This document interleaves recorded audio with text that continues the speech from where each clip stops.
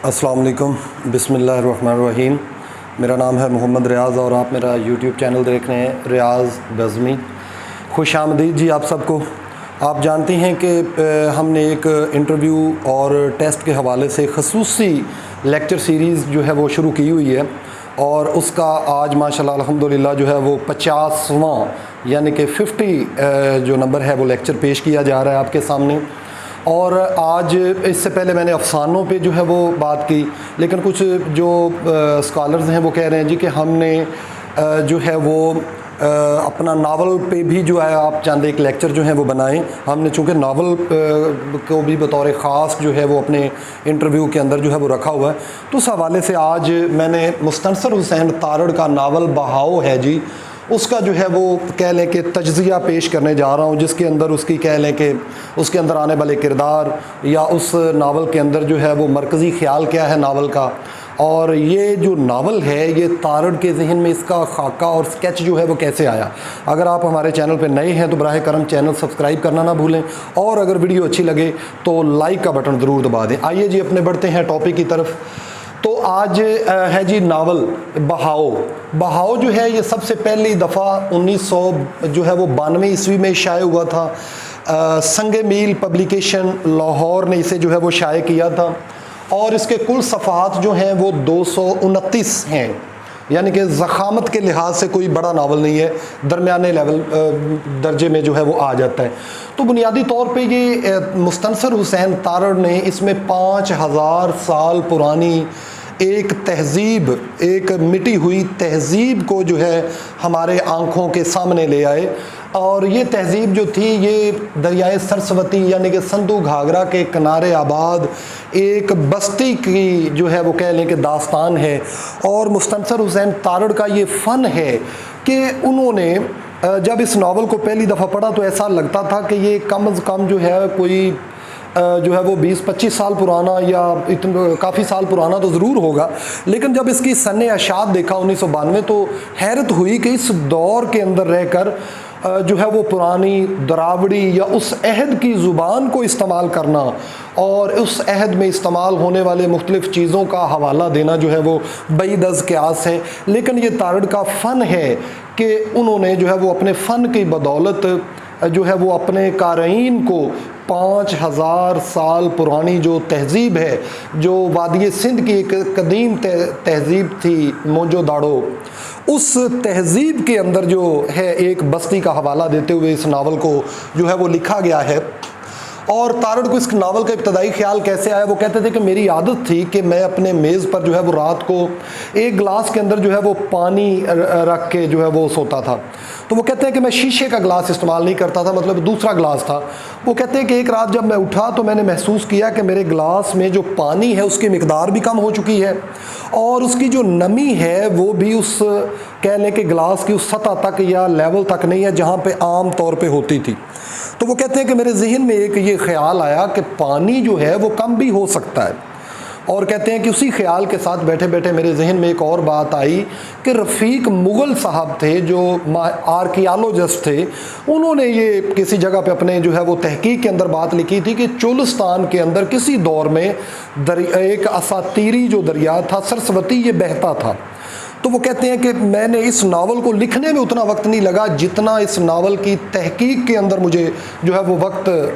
जो है वो मुझे लगा। तो वो कहते हैं कि जी मैंने चोलिस्तान का सफ़र भी किया और वहाँ जाके इस दरिया के कुछ आसार और वहाँ की कुछ चीज़ें भी मैंने जो है वो इकट्ठी की और जिससे ये पता चलता था कि किसी दौर में यहाँ दरिया बहता रहा है। लेकिन वो कहते हैं कि अब सबसे बड़ा मसाला ये दरपेश आया कि उस अहद की ज़ुबान क्या थी, क्योंकि आज के दौर वाला बंदे आम एक इंसान के लिए ये जानना कदरे मुश्किल है। तो वो कहते हैं कि जी मैंने 2 माहिर लिसानियात की जो है वो मदद ली। एक अली अब्बास जलालपुरी हैं, ये भी माहिर लिसानियात हैं, और ऐनुल हक फरीद कोटी।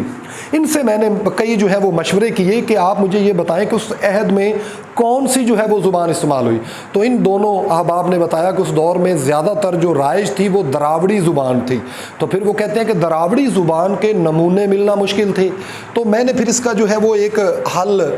जो है वो ये निकाला कि उस ज़ुबान में, उस ज़ुबान के बाद की जो चंद एक चीज़ें थीं जो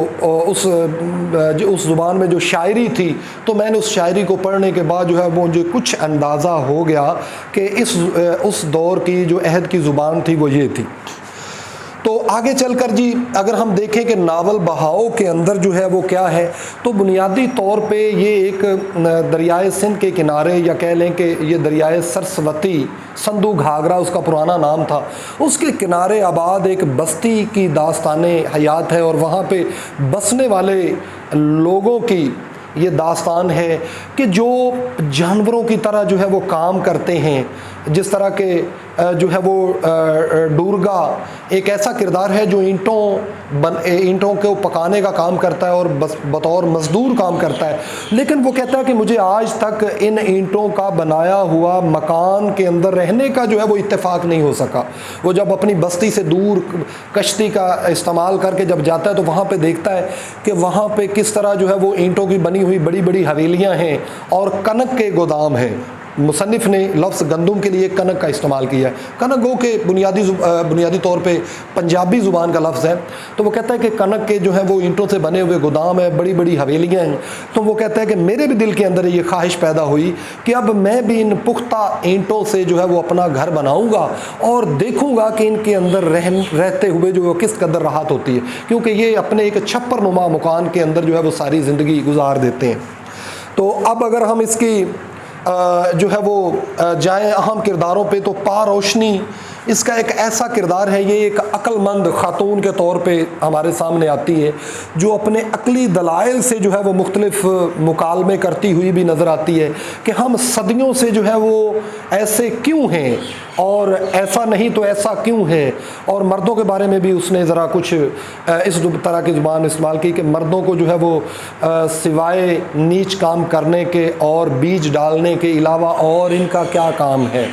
क्योंकि पारोशनी एक ऐसा किरदार है जिसकी अगर खाका निगारी भी तारों ने बड़ी खूबसूरत की है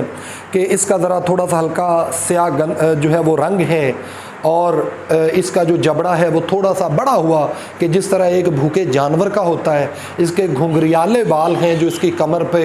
जो है वो उड़ते फिरते हैं, और इसकी जो है वो कह ले के कूल्हे के बारे में वो कहता है कि एक ऐसे सांप की मानद है जो अपना जो है वो फन जो है वो खोल के जो है वो बैठा हुआ है और किसी को भी अपनी जानो मतवज्जो करने के लिए जो है ये इसके पास कह लें कि एक बहुत बड़ा हथियार है। और यही वजह होती है कि वर्चन नामी एक किरदार है, ये भी इस पर फरेफ्ता हो जाता है, और एक समरू नामी किसान होता है वो भी पारोशनी पे जो है वो फरेफ्ता हो जाता है। और दोनों पारोशनी के साथ जो है वो अपनी जो है वो वक्त के साथ साथ रातें गुजारते हैं। तो इससे जो है वो इसे ऐसा महसूस होता है कि मेरे अंदर जो है वो बीज डाल दिया गया है। लेकिन इसे इस बात की, ये दोनों वर्चन भी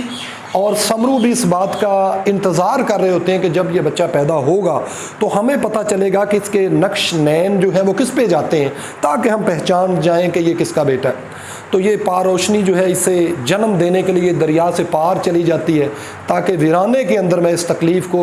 जो है वो बर्दाश्त करूं। लेकिन उसे जब वो बच्चे की पैदाइश होती है तो पता चलता है कि वो बच्चा जो है वो मुर्दा होता है। तो वो उस पर जो है उसे दफनाने के लिए उसके ऊपर जो है वो घास डाल देती है और कुछ गंदुम के दाने, वो कहती है कि कनक के दाने मैं ए बेटा तुम्हारे ऊपर डाल दूंगी ताकि कौवे जो है वो दाने खा लें और तुम्हें ना खाएं। तो ये एक कदीम तहजीब को इन्होंने इस दौरे हाजिर के अंदर जो है वो हमारी आंखों के सामने जो है वो ले आए। तो यही इस नावल का फ़न है कि नावल निगार ने जो है वो नावल की बुनत के अंदर और किरदारों में एक भी किरदार जो है वो ऐसा महसूस होता है कि एक भी किरदार जो है वो ज़ायद इस्तेमाल नहीं हुआ है। और कहानी इब्तदाई तौर पे जब कोई हम चंद सफ़े पढ़ते हैं तो इब्तदाई तौर पे कुछ नामानूस अल्फाज और तहजीब की वजह से ज़रा पल्ले बात जल्दी नहीं पड़ती, लेकिन जैसे ही हम उस नावल में उतरते हैं तो एक अनदेखी दुनिया की सैर करना इंसान की एक जबिल्लत के अंदर है। और यही वजह है कि तारड़ एक उस अनदेखी हुई दुनिया के अंदर हमें ले जाते हैं जहाँ पे हम जो है वो इतने वर्ताए हैरत के अंदर गुम हो जाते हैं कि इस नावल को पूरा पढ़े बगैर जो है हम जो है वो रह नहीं सकते। तो इस नावल में जो तकनीक पे बात करें तो तकनीक के हवाले से जो है वो दो बड़ी हमारे सामने जो है वो आती हैं। एक होती है मुसव्विराना, इसे पैनोरामा से निकला है, इसे पैनोरामिक यानी कि मुसव्विराना तकनीक कहते हैं। और ये एक बड़े नावल निगार टॉल्स्टॉय का जो है ये तरीका इजहार था या तरीका उसलूब था अपने नावल लिखने का। एक दूसरा है जी मंजरिया तकनीक, इसे अंग्रेजी में सीनिंग कहते हैं, और ये नावल निगार फ्लाबीर का जो तरीका इजहार था। तो मुस्तनसर हुसैन तारड़ ने इसके अंदर जो है वो मंजरिया तकनीक का इस्तेमाल किया है, और इस टेक्निक के ज़रिए यानी कि वो ऐसी मंजर कशी करते हैं कि क़ारीन उस मंजर के अंदर जो है वो कह लें कि जो है वो डूब जाते हैं। इसके अगर दीगर किरदारों पे बात करें तो पहला किरदार मैंने बताया पारोशनी है, जो इस नावल का बुनियादी किरदार है, एक अक्लमंद लड़की है। वर्चन भी इसी बस्ती का जो है वो नुमाइंदा है, और उसके अंदर जो है वो एक सयाह की जो है वो कह लें कि रूह बसी हुई है, और वो नई से नई जो है वो जगह और नई से नए जो है वो कह लें कि जो है वो बस्तियों की खोज में लगा रहता है। और वो ये भी जानने का मुतमन्नी है कि ये जो आर्या समाज के लोग हैं ये बुलंदियों से यानी कि पहाड़ों से किस तरफ से आ जाते हैं और दरावड़ी नस्ल को धकेल कर जो है वो उस जगह पे कब्जा जमा लेते हैं, और हमें जो है वो आगे नकल मकानी करने पर मजबूर कर दिया जाता है। तो वर्चन का किरदार ये है। समरू एक किसान है जो पारोशनी पर फरेफ्ता है, ये वर्चन भी पारोशनी पे जो है वो फरेफ्ता होता है। आगे जो है जी डोरूगा,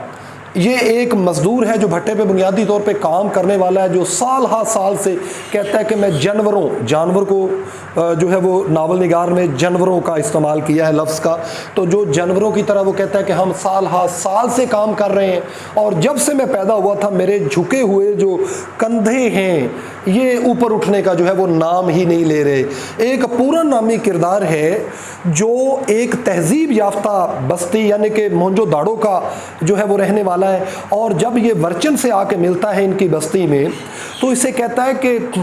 किसी जो है वो तुम्हारे अंदर जो है वो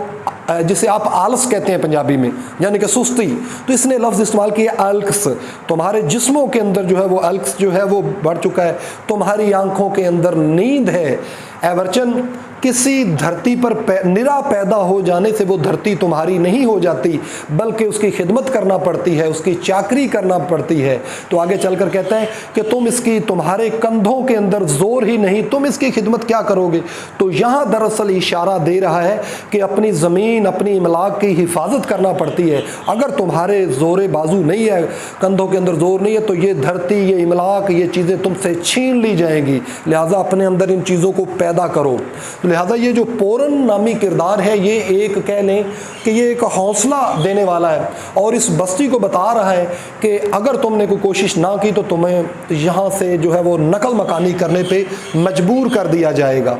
आगे जी ये एक पकली नामी किरदार है, ये ज़रूफ साज है यानी कि बर्तनों पर एक टहनी से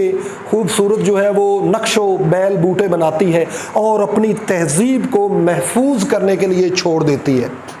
आगे ये पूरा नामी किरदार है, ये एक तरक्की याफ्ता तहजीब का नुमाइंदा है जो वर्चन को ये मशवरा देता है कि तुम कैसे अपनी इस बस्ती को महफूज जो है वो रख सकते हो, अपनी ज़मीन को। दीगर किरदारों के अंदर जो है वो चीवा, माती, मामन, मासा, मंदरा या मुंदरा, क्योंकि नावल निगार ने पेश या ज़बरज़ेर का इस्तेमाल नहीं किया, कौमी, गजरू, धरवा, जब्बू, सुखी, बूटा, पूरन। तो ये जी इसके किरदार हैं। आप भी कह रहे होंगे कि ये नाम कैसे, चूँकि तारड़ ने एक 5000 साल पुरानी तहजीब की अक्कासी करनी थी, तो वो कहते हैं कि अगर आज का पारोशनी, वो कहते हैं कि एक ऐसी खूबसूरत औरत है जिससे मैं प्यार करता था, ये मुझे कहने के ज़माना हाल के अंदर मिली, लेकिन मैंने क्या किया कि इसी किरदार को उठा के मैं 5000 साल पुरानी जो है वो तहजीब के अंदर ले गया। अगर देखा जाए तो पोरन और वर्चन के किरदार में हमें मुस्तनसर हुसैन तारड़ का अपना अक्स भी दिखाई देता है, क्योंकि मुस्तनसर हुसैन तारड़ भी बुनियादी तौर पे एक सयाह के तौर पे जो है वो जाने जाते हैं। इनकी जो है वो तबीयत के अंदर भी ये सैर व सियाहत का जो है वो मादा है और वर्चन के अंदर भी मौजूद है। और पोरन भी जो है वो एक बेहतरी का मशवरा दे रहे हैं, लिहाजा अदीब और जो कह लें कि एक अच्छा नावल निगार है वो भी मुआशरे को ये एक मशवरा दे रहे हैं। आखिर में हम बताएंगे इस नावल पर बात करते हुए रशीद अमजद ने क्या कहा, वो आखिर में हम ज़रूर बात करेंगे उस पर। आगे जी मैं पहले बता चुका हूँ कि इस नावल के अंदर मंजरिया टेक्निक यानी कि सीनिंग की टेक्निक जो है वो इस्तेमाल की गई है और बयानिया अंदाज को अख्तियार किया गया है। आगे जी इस नावल में सिंधी, पंजाबी और ब्राहवी ज़ुबान के कुछ अल्फाज मिलते हैं और ख़ास तौर पे पंजाबी ज़ुबान के ज़्यादा इस्तेमाल मिलते हैं। मसलन एक जगह पे लफ्ज़ आया है कनक, ठीक है, भड़ोला, भांडे, टिंडर, तो ये सारे पंजाबी ज़ुबान के लफ्ज़ हैं। चूँकि मुसन्निफ़ का ताल्लुक़ पंजाब से है और यही वजह है कि ना चाहते हुए भी पंजाबी ज़ुबान के ज़्यादा अल्फाज जो हैं वो इस्तेमाल किए गए। आगे डॉक्टर मुमताज़ अहमद ख़ान अपनी किताब उर्दू नावल के चंद अहम ज़ाविये के अंदर जो है वो इस नावल को कहते हैं कि अगर हम इसे एक डॉक्यूमेंट यानी कि DOCU नावल कहें तो जो है वो बेहतर है, क्योंकि ये एक मादूम होती हुई तहज़ीब के बारे में जो है वो हमें आगाह कर रहा है। इसीलिए अगर हम इसे डॉक्यू नावल कहें तो बेहतर होगा। इसी नावल पे बात करते हुए एक कोटेशन मैं आपको जो है वो सुनाना चाहूँगा, उसके बाद जो है वो हम आगे चलेंगे। तो इस नावल पे जो है वो बात करते हुए डॉक्टर रशीद अमजद मारूफ अफसाना निगार और नक्काद हैं, उन्होंने भी ये नतीजा अखज़ किया और बहाव पे अपने मजमून में वो लिखते हैं, मुस्तनसर का मसला सिर्फ अपनी जड़ों की तलाश नहीं बल्कि इस अमल की बाज़याफ्त से वो एक अहम पैगाम दे रहा है कि हमारा अहद भी दरियाए घाघरा के आबाद बस्ती की तरह अपने अंजाम की तरफ बढ़ रहा है। हमने भी अपने गिर्द एक हसार खींच लिया है जहां ताज़ा हवा और नए अमकानात का गुज़र अब खाल खाल ही होता है। तो ये जी मजमून डॉक्टर मुमताज़ अहमद ख़ान ने अपनी किताब जो है वो उर्दू नावल के चंद अहम ज़ाविये में इस मजमून को जो है वो कोट किया हुआ है। तो ये जो किताब है डॉक्टर मुमताज़ अहमद ख़ान की, ये 1993 के अंदर जो है वो शाये हुई थी और सफ़ा नंबर 197 पे ये कोटेशन मौजूद है। और अगर देखा जाए तो इसी से जुड़ा हुआ तारड़ का एक और नावल है और उसका नाम है राख। इंशाल्लाह आइंदा आने वाले किसी जो है वो अपने लेक्चर के अंदर राख पे भी हम अपना जो है वो